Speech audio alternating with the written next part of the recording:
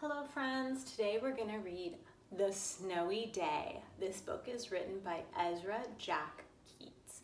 You might have read some of his other books. I know Peter's Chair is really popular, but this is a very popular book. The Snowy Day. This boy is looking at the tracks in the snow, and I'm noticing the snow is very high. It looks like they got feet of snow.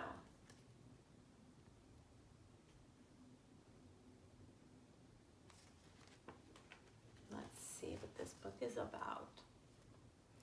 One winter morning, Peter woke up and looked out the window.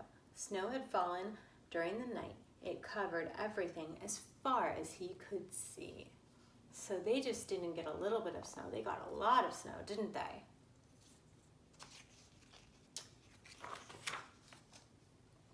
After breakfast, he put on his snowsuit and ran outside.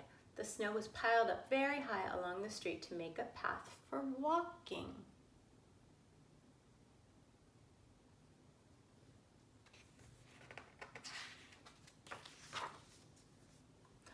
Crunch, crunch, crunch, his feet sank into the snow. He walked with his toes pointing out like this. Can you walk with your toes pointing out? So he's walking like this.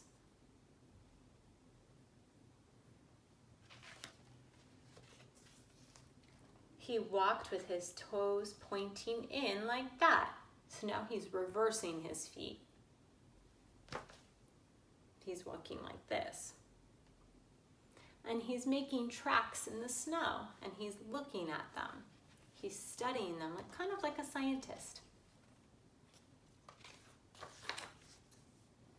Then he dragged his feet slowly to make tracks.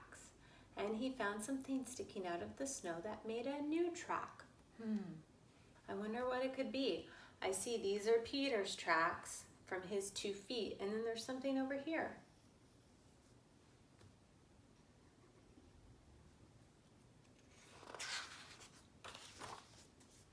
It was a stick that was just right for smacking a snow-covered tree. Have you ever done this, friends? It's fun. And then the snow falls down.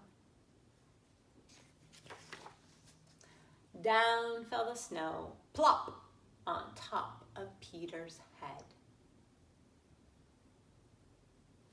I'm noticing he's walking back.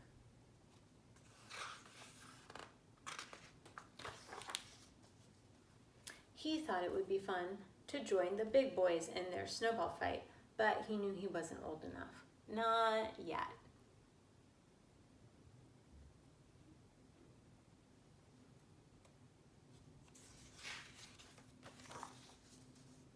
So he made a smiling snowman, and he made angels.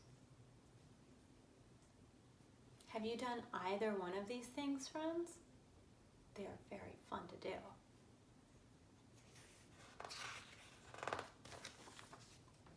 He pretended he was a mountain climber. He climbed a great, big, tall, heaping mountain of snow, and he slid all the way down. There are some really good places in the park to do this, aren't there? Hopefully you'll be able to do them really soon. He picked up a handful of snow and another and still another. He packed it round and firm and put the snowball in his pocket for tomorrow, and then he went to his warm house. He told his mother all about his adventures while she took off his wet socks. Because we know after playing in the snow for a long time, your feet are pretty wet, aren't they? Even if you're wearing snow boots, sometimes they still get wet. I think he's telling his mom about all the fun he's had. And he thought and he thought and he thought about them. Now he's in his bath. I wonder what happened to his snowball. What do you think happened? Before he got to bed, he looked in his pocket. His pocket was empty. the snowball wasn't there, and he felt very sad. What happened to the snowball? It melted. It needs to stay where it's very cold, doesn't it? While he slept, he dreamed that the sun had melted all the snow away. But when he woke up, his dream was gone. The snow was still everywhere. New snow was falling. After breakfast, he called to his friend from across the hall, and they went out together into the deep, deep snow. Look, the snow up this side, and there's Peter and his friend in the middle.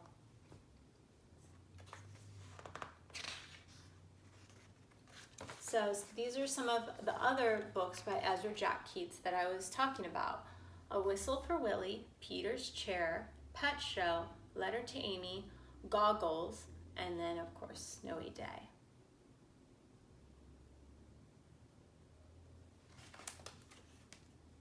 Bye-bye friends, see you next time.